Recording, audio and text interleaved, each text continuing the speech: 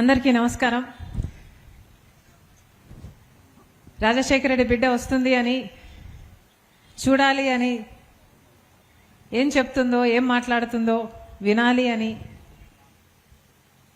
ఇంతమందిగా తరలి వచ్చారు. ప్రతి అక్కకు, ప్రతి చెల్లికి, ప్రతి అన్నకు, ప్రతి తమ్ముడికి, ప్రతి అమ్మకు, ప్రతి అయ్యకు మీ రాజశేఖర రెడ్డి బిడ్డ శిరస్సు వంచి చేతులు జోడించి మనస్ఫూర్తిగా నమస్కరించుకుంటుంది.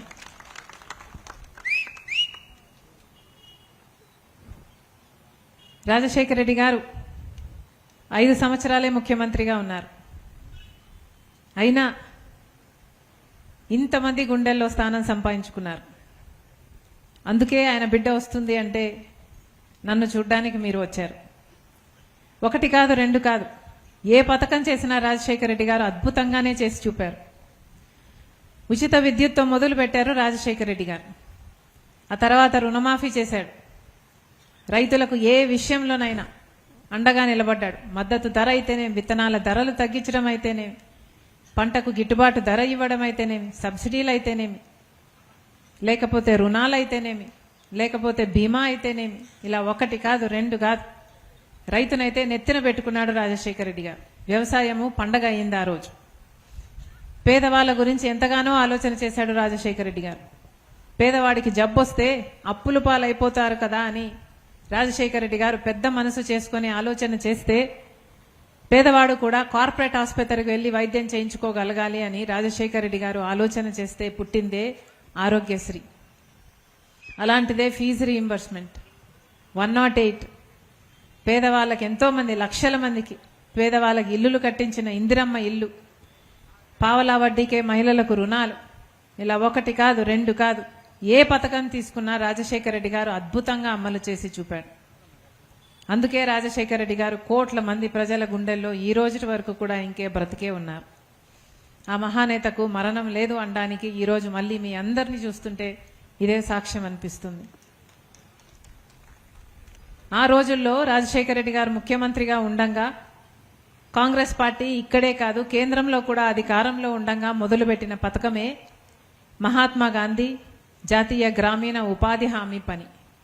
అంటే ఉపాధి కూడా ఒక హామీ కావాలి అని, ఉపాధి కూడా ఒక హక్కు కావాలి అని కేంద్రం కాంగ్రెస్ పార్టీ రూపొందించిన అద్భుతమైన పథకం ఈ ఉపాధి హామీ పని. 100 రోజులు ఏ పేదవాడైనా ఏ గ్రామంలోనైనా పని అడిగితే ఆ గ్రామ పెద్దలు పని కల్పించాలి. చేసిన పనికి 15 రోజుల్లో వేతనాలు చెల్లించాలి. ఇది ఉపాధి హామీ సారం. ఈ ఉపాధి హామీ పని మొదలు పెట్టడానికి కారణం ఏమిటి అంటే గ్రామాలలో పని లేక నిరుద్యోగంతో వలసలు పోతుంటే, పిల్లల్ని, భార్యల్ని, బిడ్డల్ని వదిలేసి వలసలు పోతుంటే అది చూసి కాంగ్రెస్ పార్టీ ఆలోచన చేసిన పథకమే ఈ ఉపాధి హామీ పని.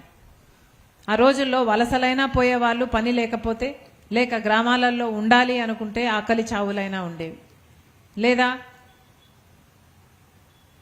ప్రాస్టిట్యూషన్ లాంటి ఎన్నో భయంకరమైన ప్రొఫెషన్లకు దారి తీసేవి. ఇవన్నీ ఆగాలి అని ఆలోచన చేసి తర్వాత పుట్టిన పథకమే ఉపాధి హామీ పని. ఆ రోజు నుంచి కాంగ్రెస్ పార్టీ అధికారంలో ఉన్నన్ని రోజులు అద్భుతంగా జరిగింది ఉపాధి హామీ పథకం. అసలు రాజశేఖర రెడ్డి గారు ముఖ్యమంత్రిగా ఉన్నప్పుడైతే ఉపాధి హామీ పనికి ఎంత అద్భుతంగా చేశారు అంటే ఆటో ఛార్జీలు కూడా ఇచ్చేవాళ్ళంట. ఆటో ఛార్జీలే కాదు, మజ్జిగ ఇచ్చేవాళ్ళు, మంచినీళ్ళు ఇచ్చేవాళ్ళు. పక్క గ్రామంలో ఒక ఆవిడ అమ్మ రస్నా కూడా ఇచ్చేవాళ్ళు మీ నాన్న ఉన్నప్పుడు అనేది. అంత అద్భుతంగా, అంత బ్రహ్మాండంగా జరిగింది ఉపాధి హామీ పని. చేసిన పనికి 15 రోజుల్లోనే బ్యాంకులో వాళ్ళ అకౌంట్లలో వేతనాలు పడేవి. మాకు ఒక భరోసా ఉంది, మాకు ఒక ఆసరా ఉంది, మేము పని చేసుకోగలం, మేము 100 రోజులు పనికి వెళ్తే ఆ పనికి డబ్బులు వస్తాయి, మేము మా బిడ్డలు బ్రతుకోగలము అని ఒక భరోసానిచ్చింది ఉపాధి హామీ పని. కానీ కాంగ్రెస్ పార్టీ అధికారంలోకి పోయి ఇప్పటికీ ఇంకొక 10-11 సంవత్సరాలు అయింది. 11 సంవత్సరాలుగా బీజేపీ పార్టీ అధికారంలో ఉంది. కానీ బీజేపీ పార్టీకి ప్రజల పట్ల చిత్తశుద్ధి లేదు అన్నది ఇప్పుడే కాదు, ఎప్పుడో తెలిసిపోయిన విషయం. ఇప్పుడు ఉపాధి హామీ పనిని కూడా తొలగించాలని చూస్తుంది బీజేపీ. అందుకే మహాత్మా గాంధీ పేరు ఉన్న ఉపాధి హామీ పథకం స్థానంలో ఇంకో కొత్త చట్టం తెస్తారట. దాని పేరు విబి గ్రామ్ అట. అసలు మహాత్మా గాంధీ ఉపాధి హామీ పనికి బీజేపీ పార్టీ తెస్తున్న ఈ విబిగ్రామ్కి నక్కకు నాకలోగానికి ఉన్నంత తేడా ఉంది. ఉపాధి హామీ పనిలో ఎక్కడైనా ఏ గ్రామంలోనైనా గ్రామ పెద్దలు, గ్రామ సర్పంచులు లేదా గ్రామ పెద్దలు గ్రామ సభలు పెట్టి ఆ గ్రామాలలో ఏ పనులు కావాలి, ఈ గ్రామంలో మాకు రోడ్లు కావాలనా, ఈ గ్రామంలో మాకు లేకపోతే పూడికలు తీయాలనా, లేకపోతే ఇందాక అన్న చెప్పినట్టుగా గ్రామంలో ఏ పనులు కావాలో ఆ పనుల కోసము ఉపాధి హామీతో ముడిపెట్టి ఆ గ్రామంలో ఆ పనులు చేపించేవారు. అంటే ఉపాధి హామీ పని వల్ల గ్రామంలో కూడా అభివృద్ధి జరిగేది, గ్రామంలో కావాల్సిన పనులు జరిగేవి. దాని ద్వారా గ్రామస్తులకే సౌకర్యాలు పెరిగేవి, గ్రామాలు బాగుపడ్డాయి. కానీ ఇప్పుడు బీజేపీ తెస్తున్న ఈ కొత్త చట్టంలో గ్రామాలకి అధికారాలు ఉండవట. గ్రామ పంచాయతీలో గ్రామ సభలో ఇక నిర్ణయించబోరు ఉపాధి హామీ పని ఏమి జరగాలి, ఎక్కడ జరగాలి అని. కేంద్ర ప్రభుత్వం నోటిఫికేషన్ ఇస్తుందంట ఎక్కడ పని జరగాలి అని, ఏ గ్రామాలలో జరగాలి, ఏ రాష్ట్రాలలో జరగాలి, ఏ జిల్లాలలో జరగాలి, ఏ జిల్లాలలో జరగకూడదు అని. అంటే వాళ్ళు అధికారంలో ఉన్న చోట ఎక్కువ పని ఇచ్చుకోవచ్చు, వాళ్ళకు నచ్చని చోట అసలు ఇవ్వకపోవచ్చు, లేదా ఎక్కడ పని చేయాలి అన్నది కూడా వాళ్ళే నిర్ణయిస్తారట. ఇక గ్రామాలలో పనులు ఇవ్వరు. ఎక్కడో దూరంగా ఒక ప్రాజెక్టు జరుగుతుంటేనో లేక ఒక రోడ్డు పనో ఒక ఇరిగేషన్ ప్రాజెక్టు జరుగుతుంటే అది ఒక కాంట్రాక్టర్ చేస్తుంటే ఆ కాంట్రాక్టర్తో ఈ ఉపాధి హామీ పని ముడిపెడితే ఈ ఉపాధి హామీ పని కావాలి అనుకున్న వాళ్ళు ఆ కాంట్రాక్టర్ కింద పని చేయాల్సి ఉంటుందన్నమాట. ఇక ఆ కాంట్రాక్టరు ఎప్పుడు డబ్బులు ఇస్తాడో, ఎన్ని డబ్బులు ఇస్తాడో, అసలు ఇస్తాడో ఇవ్వడో ఏవి అర్థం కాకుండా ఉంది. అసలు ఉపాధి హామీ పనికి ఉన్నదే ఉపాధి అన్న హామీ, ఒక హక్కు. కానీ ఇవేవి ఉండకుండా అసలు ఉపాధి హామీ పనే ఇక కాంట్రాక్టర్ చేతిలోకి పోతే ఇక గ్రామాలన్నీ ఆ లేబర్కు, ఆ కాంట్రాక్టర్కు లేబర్ సప్లై చేసే గ్రామాలుగా మిగిలిపోతాయి.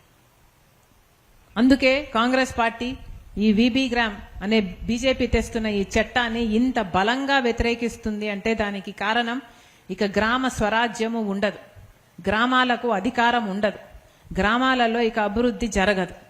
అంతేకాదు ఇది వరకు మహాత్మా గాంధీ చట్టంలో, ఉపాధి చట్టంలో కేంద్రమే 90% నిధులు, యాక్చువల్లీ 100% నిధులు కేంద్రమే పెట్టుకుంటుంది, పనిముట్లకు మాత్రమే రాష్ట్ర ప్రభుత్వం పెట్టుకుంటుంది. కానీ ఇప్పుడు విబిగ్రామ్ చట్టంలో ఇక కేంద్ర ప్రభుత్వం 100% పనులకు డబ్బులు పెట్టుకోదట, 60% మాత్రం వాళ్ళు పెట్టుకుంటారట, 40% రాష్ట్రమే పెట్టుకోవాలట. వాస్తవంగా ఆలోచన చేయండి, నిజంగానే మన రాష్ట్రానికి 40% డబ్బులు 40% డబ్బులు ఉపాధి హామీకి పెట్టుకునే స్తోమత ఆంధ్ర రాష్ట్రానికి ఉందా లేదా? ఇప్పటికే జగన్మోహన్ రెడ్డి గారి పుణ్యమా అని, చంద్రబాబు గారి పుణ్యమా అని ఇప్పటికే మన రాష్ట్రం మీద 11 లక్షల అప్పుల కుప్ప ఉంది. కనీసం ప్రభుత్వ ఉద్యోగస్తులకైనా జీతాలు ఇచ్చుకునే డబ్బులు లేవు మన రాష్ట్రం దగ్గర. అలాంటప్పుడు ఈ భారం కూడా మన మీద పడితే ఇక మొత్తానికే ఆంధ్ర రాష్ట్రం డబ్బులు పెట్టుకోలేదు కాబట్టి 40% పెట్టుకోవాల్సి వస్తుంది. కాబట్టి ఇక ఉపాధి హామీ పని చంద్రబాబు గారు పట్టించుకోరు. ఇక చంద్రబాబు గారు పనే ఇవ్వకపోతే కేంద్రం ఇవ్వాల్సిన 60% కూడా ఇవ్వాల్సిన అవసరం ఉండదు. అంటే మొత్తానికి ఉపాధి హామీని ఒక గుండు సున్నా మొత్తానికి కట్టేయాలని చూస్తున్నారు అన్నమాట. ఇది భావ్యం కాదని చెప్తుంది కాంగ్రెస్ పార్టీ. అంతేకాదు కాంగ్రెస్ పార్టీ తెచ్చిన ఉపాధి హామీ పని 100 రోజులు పని. కాంగ్రెస్ పార్టీ అధికారంలో ఉన్న అన్ని రోజులు 100 రోజులు పని ఇచ్చారు. ప్రతి సంవత్సరము 100 రోజులు పని ఇచ్చారు. ఇప్పుడు బీజేపీ చెప్తున్న కొత్త మాట ఏమిటంటే మేము 100 రోజులు కాదు 125 రోజులు ఇస్తున్నామని పెద్ద పెద్ద హోర్డింగ్లు, పబ్లిసిటీలు చేసుకుంటున్నారు. 100 రోజులు కూడా పని చేయించని వాళ్ళు 125 రోజులు పని చేపిస్తారట. పోయిన సంవత్సరం చంద్రబాబు గారు ముఖ్యమంత్రి అయినాక పోయిన సంవత్సరం మన ఆంధ్ర రాష్ట్రంలో సగటున పని ఇచ్చింది కేవలం 52 రోజులు మాత్రమే. ఎక్కడా 100 రోజులు పని కూడా ఇవ్వలేదు. అంటే సంవత్సరానికి 52 రోజులు మాత్రమే పని ఇచ్చిన వాళ్ళు లేదు మేము 125 రోజులు పని ఇస్తాము అని చెప్తుంటే నమ్మాలా? 100 రోజులు కూడా పని ఇవ్వని వాళ్ళు మేము 125 రోజులు పని ఇస్తాము అంటే ఎలా నమ్మాలి? మళ్ళీ చెప్తున్నాం, ఇది పచ్చి అబద్ధం, ఇది బూటకం, ఇది ఒక మోసం. 125 రోజులు పని ఇస్తాము అని వాళ్ళు చెప్తున్న మాట పచ్చి అబద్ధం. వాళ్ళకు నిజంగానే చిత్తశుద్ధి ఉండుంటే 100 రోజులు పని అమలు చేసేవాళ్ళు. అదే చేయలేదు, 52 రోజులు పని మాత్రమే ఇచ్చారు. నిజంగానే వీళ్ళకి చిత్తశుద్ధి ఉండుంటే బ్రహ్మాండంగా అమలు చేయాల్సిన పథకాన్ని ఇలా నీరు కార్చరు. ఎక్కడికి పోయినా ప్రతి గ్రామంలో చెప్తున్నారు, అమ్మ 100 రోజులు పని ఇవ్వటం లేదు, చేసిన పనికి కూడా జీతాలు వేతనాలు ఇవ్వటం లేదు, ఇస్తే కూడా ఎప్పుడో 3 నెలలకో 2 నెలలకో ఎప్పుడు పడతాయో తెలియదు, అసలు పడతాయో పడవో తెలియదు, అసలు పని కల్పించిన వాళ్ళకి పని ఇవ్వటం లేదు. మొత్తం అంతా రాజకీయాల మయం అయిపోయింది. ఎవరికి పని కావాలో వాళ్ళకి ఇచ్చుకుంటున్నారు. ఇలా నీరు గార్చేస్తుంది కూటమి సర్కార్ ఉపాధి హామీ పని. మరి ఇంత అసలు వీళ్ళకి చిత్తశుద్ధి ఉందా లేదా అని తేల్చడానికి సింపుల్ టెస్ట్, పోయిన 1 సంవత్సరంలోనే 18.5 లక్ష జాబ్ కార్డులను తొలగించేశారు. మరి వీళ్ళకి నిజంగానే చిత్తశుద్ధి ఉంటే 18.5 లక్షల జాబ్ కార్డులు ఉపాధి హామీకి సంబంధించి అంతమంది కుటుంబాలకి వీళ్ళు అన్యాయం చేసేవాళ్ళ? నిజంగానే ఆలోచన చేయండి. బీజేపీకి నిజంగా చిత్తశుద్ధి లేదు ఉపాధి హామీ పట్ల. అందుకే కాంగ్రెస్ పార్టీ ఉపాధి హామీ పనిని ఎలాగైనా కాపాడాలి. ఇది కాంగ్రెస్ పార్టీ తెచ్చిన ఒక అద్భుతమైన పథకం. ఇది ఎంతో మంది కుటుంబాలకు గ్రామాలలో ఉపాధిని కల్పించి, పని కల్పించి, దానికి వేతనాలను కల్పించి కుటుంబాలను నిలబెట్టిన పథకం కాబట్టే మేము ఇంతగా కొట్లాడతాం. అంతేకాదు, ఇది ఒక్కటే కాదు అమ్మా, ఎన్నో సమస్యలు ఉన్నాయి అన్న. రైతులకు సమస్యలు ఉన్నాయి. ఈరోజు రైతాంగం కోసం కూడా కొట్లాడాల్సిన అవసరం ఉంది. ఎక్కడా మద్దతు ధర లేదు. అసలు రైతులు ఆత్మహత్యలు చేసుకుంటుంటే అసలు ఎవడు అడిగేవాడే లేడు. సగటున ప్రతి రైతుకు, మన రాష్ట్రంలో ప్రతి రైతుకు 2.5 లక్ష రూపాయలు అప్పుందట. ఇటీవల చేసిన ఒక రిపోర్టు తేల్చింది. రైతులకు సమస్యలున్నాయి, మహిళలకు సమస్యలున్నాయి, అన్ని ధరలు పెరిగిపోయినాయి. కరెంటు ఛార్జీలు అయితేనేమి, ఇంకోటైతేనేమి అన్ని ధరలు పెరిగిపోయినాయి. ఇల్లు గడవాలంటే కష్టమైపోయే పరిస్థితి. బిడ్డలకు ఉద్యోగాలు రావటం లేదు. డిగ్రీలు పీజీలు చదువుకున్న బిడ్డలున్నారు. ఎవరు ప్రశ్నిస్తున్నారు? చంద్రబాబు గారేమో 3,000 రూపాయలు ప్రతి నెల నిరుద్యోగ వృత్తి ఇస్తానన్నాడు. ప్రతి నిరుద్యోగికి ఇస్తానన్నాడు. 2 సంవత్సరాలు గడిచిపోయింది. ఒక్క నిరుద్యోగికైనా డబ్బులు ఇచ్చాడా చంద్రబాబు గారు? ఒక్క నెలైనా ఇచ్చాడా? మహిళలకు కూడా చంద్రబాబు గారు ప్రతి నెల 18 ఏళ్లు నిండితే 1,500 రూపాయలు ప్రతి నెల ఇస్తానన్నాడు. అంటే సంవత్సరానికి 18,000 రూపాయలు అన్నమాట మహాశక్తి పథకం కింద. ఇవన్నీ సూపర్ 6 లో భాగం. సూపర్ 6 సూపర్ ఫ్లాప్ అయిపోయింది. అయినా ఎవ్వరూ అడగడు. చంద్రబాబు గారు సమాధానం చెప్పరు. మహాత్మా గాంధీ మన్రేగా పథకం అన్నది రాజశేఖర రెడ్డి గారు అద్భుతంగా అమలు చేసిన పథకం. కానీ ఈరోజు ఆ పథకానికి బీజేపీ తూట్లు పొడుస్తుంటే జగన్మోహన్ రెడ్డి గారు ఒక్క మాట అంటే ఒక్క మాట అయినా ఎదురు మాట్లాడుతున్నారా? ఈరోజు జగన్మోహన్ రెడ్డి గారు ప్రశ్నించరు, బీజేపీని చంద్రబాబు గారు ప్రశ్నించరు, జనసేన కళ్యాణ్ గారు కూడా ప్రశ్నించరు. ఎందుకంటే అందరూ బీజేపీకి బినామీలుగా మారిపోయారు. అందరూ బీజేపీకి బానిసలుగా మారిపోయారు.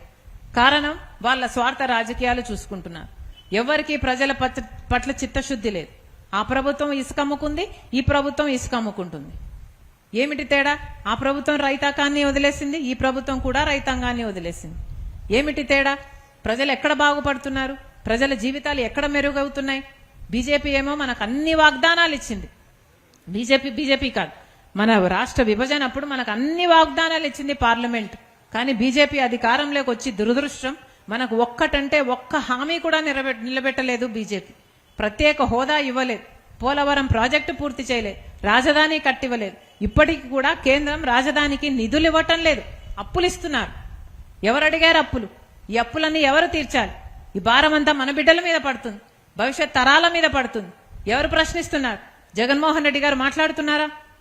బీజేపీకి వ్యతిరేకంగా ఒక్క మాట కూడా మాట్లాడరు జగన్మోహన్ రెడ్డి గారు. ఎందుకంటే బీజేపీకి, మోడీకి దత్తపుత్రుడిగా మారిపోయాడు జగన్మోహన్ రెడ్డి గారు. ఎవరి పార్టీకి వాళ్ళు వాళ్ళ స్వార్థ రాజకీయాలు చూసుకుంటున్నారు తప్పితే ప్రజల గురించి ఆలోచన చేసే వాళ్ళు లేనే లేరు. నిజంగా ఆలోచన చేయండి. ఇందాక అన్న మాట్లాడినట్టు ఎంత ఆవేదనతో మాట్లాడారు. ఇక్కడ క్లబ్ పెడతారంట, కానీ ఒక్కరంటే ఒక్కరైనా ప్రశ్నిస్తున్నారా? అందుకే చెప్తున్నాం, మేము ప్రశ్నించాల్సిన అవసరం ఉంది. ఎందుకంటే ప్రతిపక్షానికి ఒక గొంతు ఉండాలా, ప్రజల గొంతుగా ఉండాలి, ప్రజల పక్షాన మాట్లాడాలి అని కాబట్టే మేము నిలబడి ఉన్నాం. కానీ మేము ఒక్కరం కొట్లాడితే సరిపోదు, మీ బలం కూడా మాకు జత కావాలి. మీరు చేయి కలుపుతేనే మేము బలంగా గొంతు వినిపించగలం.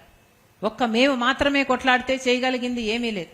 మార్పు రావాలి అంటే మీ అందరూ కూడా చేయి కలపాలి, కాంగ్రెస్ పార్టీని బలపరచాలి. ఒక్క కాంగ్రెస్ పార్టీ మాత్రమే ప్రజల కోసం నిలబడి కొట్లాడుతున్న పార్టీ. ఈరోజు కాంగ్రెస్ పార్టీ ఆంధ్ర రాష్ట్రానికి ఎందుకు అవసరం అంటే, రాహుల్ గాంధీ గారు ప్రధానమంత్రి కాకపోతే అసలు మనకు ప్రత్యేక హోదా వచ్చే క్వశ్చనే లేదు. రాహుల్ గాంధీ ప్రధానమంత్రి అయితేనే 10 సంవత్సరాల ప్రత్యేక హోదా వస్తుంది. మన రాష్ట్రానికి ప్రత్యేక హోదా వస్తేనే మన బిడ్డలకు ఉద్యోగాలు వస్తాయి, మన రాష్ట్రం బాగుపడుతుంది. ఇవన్నీ జరగాలి అంటే కాంగ్రెస్ పార్టీ అధికారంలోకి రావాలి. ఒక కేంద్రంలో రావాలి, రాష్ట్రంలో కూడా రావాలి. రాజశేఖర రెడ్డి గారు తలపెన్నట్టుగా మళ్ళీ రుణమాఫీ జరగాలన్నా, మన బిడ్డలకు ఉద్యోగాలు రావాలన్నా, రైతులు బాగుపడాలన్నా, ఇవన్నీ జరగాలన్నా, ఆరోగ్యశ్రీ మళ్ళీ బ్రహ్మాండంగా నడపాలన్నా, ఫీజు రీయింబర్స్మెంట్ జరగాలన్నా, ఈ పథకాలన్నీ అమలు కావాలి అంటే మళ్ళీ కాంగ్రెస్ పార్టీ అధికారంలోకి వస్తేనే ఇవన్నీ సాధ్యం. అందుకే చెప్తున్నాం, మేము నిలబడదాం. కాంగ్రెస్ పార్టీ తరపున రాజశేఖర రెడ్డి బిడ్డ నిలబడింది. మీకు మాటిస్తుంది, మీ అందరూ చేయి కలపండి, మమ్మల్ని బలపరచండి. ఆ రాజశేఖర రెడ్డి గారు తెచ్చిన సువర్ణ పరిపాలన తీసుకొచ్చి మీ చేతుల్లో పెడతానని రాజశేఖర రెడ్డి గారి బిడ్డ మీకు మాటిస్తుంది. మరొక్కసారి మీ అందరూ మీ పనులు మానుకొని మా కోసం మీరు సమయం చేసుకొని వచ్చారు. మరొక్కసారి మీ అందరికీ, ప్రతి అక్కకు, ప్రతి చెల్లికి, ప్రతి అన్నకు, ప్రతి తమ్ముడికి మీ రాజశేఖర రెడ్డి బిడ్డ శిరస్సు వంచి చేతులు జోడించి మనస్ఫూర్తిగా కృతజ్ఞతలు చెప్పుకుంటుంది. జోహార్ వైఎస్ఆర్, జోహార్ వైఎస్ఆర్, జై కాంగ్రెస్, జై జై కాంగ్రెస్.